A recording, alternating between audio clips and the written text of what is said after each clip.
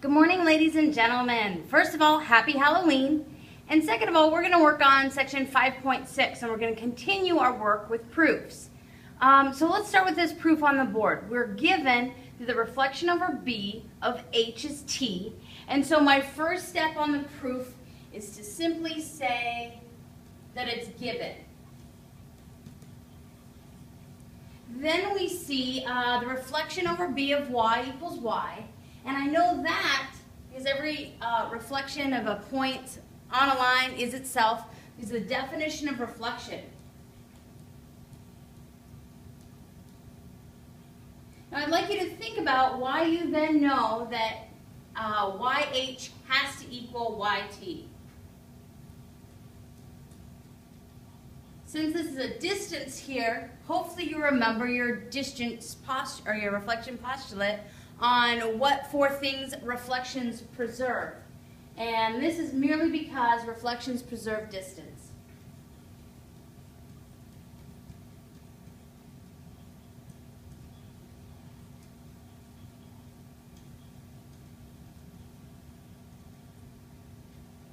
All right, let's try another one. We're given that MO is the perpendicular bisector of EK. If MO is the perpendicular bisector of EK, then I know that this is a right angle. I know that these are equal. And I also know if M is the perpendicular bisector, that means it also has to be the line of what? So it has to be the line of reflection of E to K. And so we're going to start with this information and write our proof with statements and justifications.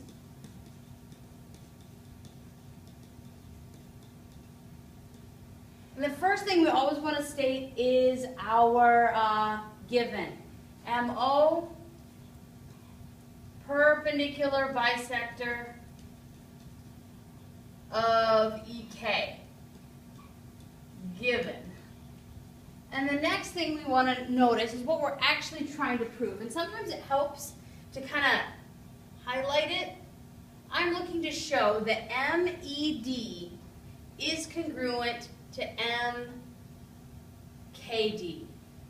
And so first of all, since I know M is a line of reflection, I'm going to have to talk about showing that each of these points is a reflection over that line. Then I can show that these two shapes are a reflection over the line. Then I can say that they're congruent. So first of all, let's go ahead and say, let's talk about point M, because point M is needed in both triangles. I'm going to say the reflection over MO of M equals M, and that's because of the definition of reflection.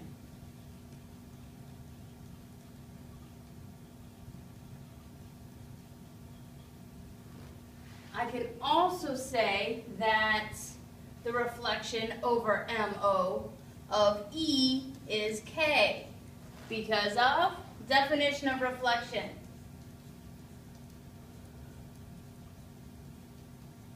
And last but not least, I have one more point, and it's D. I can say the reflection over MO of D is, of course, D. And why is that? Definition of reflection, absolutely.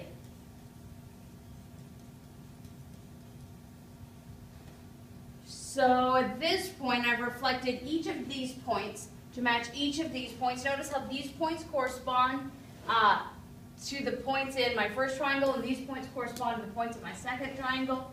Now I can say that if I've reflected each of these points, M, E, and D, over MO, I get the new shape of, include my triangle, MKD. And that is because of what theorem? Do you remember what theorem tells you if you reflect all the points in a figure over a line that you can reflect their individual points to give you the figure? Hopefully you thought of the figure reflection theorem.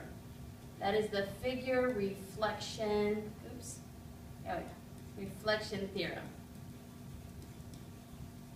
All right, and now that I've said that these two shapes are reflections of each other, now I'm going to be able to say that they're congruent. Why can I say that they're congruent? What definition tells me if I've done a reflection that my two shapes are going to be congruent. That's right, I can feel it, you got it. It's the definition of congruence. So notice how this point, we're expecting you to take it up a couple notches and fill in a couple rows in your proof. Much longer than just our one-step proofs that we had started with. All right, so we also want to talk about uniqueness. When exactly one thing satisfies some conditions, we say it's uniquely determined. Ooh, sorry about that spelling error. Examples are perpendicular bisectors, angle bisectors, segments, and midpoints. All of those are uniquely determined. There's a one and only one for each one. Non-examples are bisectors and perpendiculars. Let's look at the difference between a bisector. A bisector is something that just chops a line in half.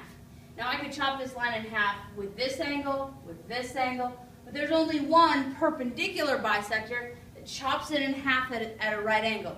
So do you see the difference between these being unique and bisectors and perpendiculars not so much? And then think about an angle for this unique term. An angle can only be sliced in half one way, right? So my angle bisector has to be unique. Okay, so I'll get off that. And I'll move on to parallel lines. We have the uniqueness of Parallel's theorem, and this is Playfair's parallel postulate. It says that through a point not on a line, there's exactly one line parallel to the given line.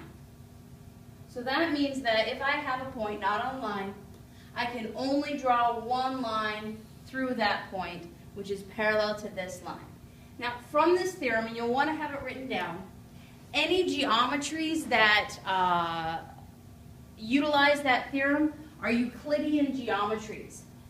Geometries that do not utilize that postulate, and we'll talk more about your basic definitions and postulates guiding what your geometry looks like.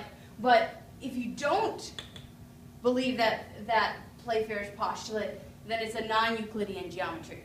Now for us in this class, we're only going to be dealing with Euclidean geometries, and we believe, or we don't believe, but we ascribe in this class that through one point not on a line, there's only one line that's parallel to the original line.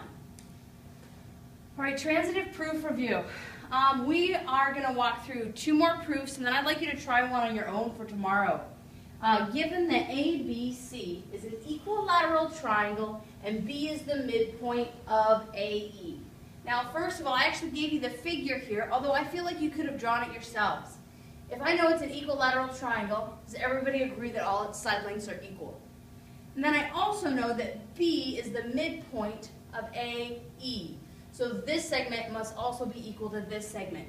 Now I really feel like plugging in all of your graphing symbols on your picture helps you see where your proof is going to, it helps you guide your proof. So if these are my statements and these are my justifications, I'm going to start off with my given.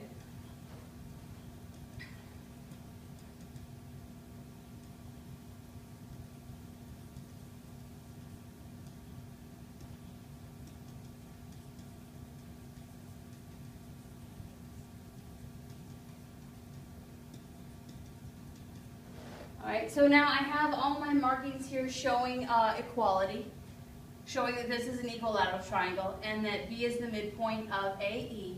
And so my first step, I'm looking to eventually show that BE is equal to AC. So I'm going to first start by saying AC is equal to AB. And I can do that, why?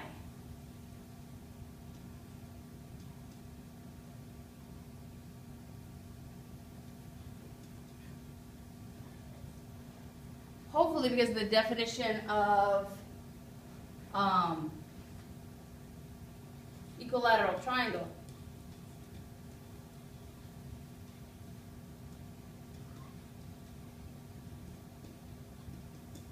I think I'm missing some lines here. I wanted to talk about their segments. There we go. All right, and then I can say that AB must be congruent to BE.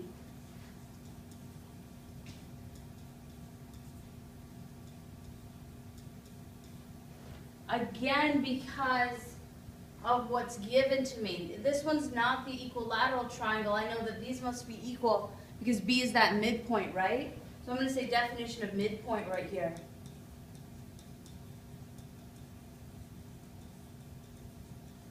All right, and finally, I see this is in the form of A is congruent to B and B is congruent to C. Why do I know that A is congruent to C? Hopefully, you will agree that that is the transitive property.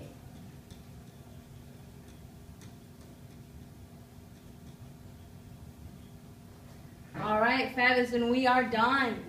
I would like you for your video question for tomorrow to try this question right here. Complete the following proof. You are given that B is the midpoint of AC and C is the midpoint of BD. I want you to prove that the segment AB is congruent to segment CD.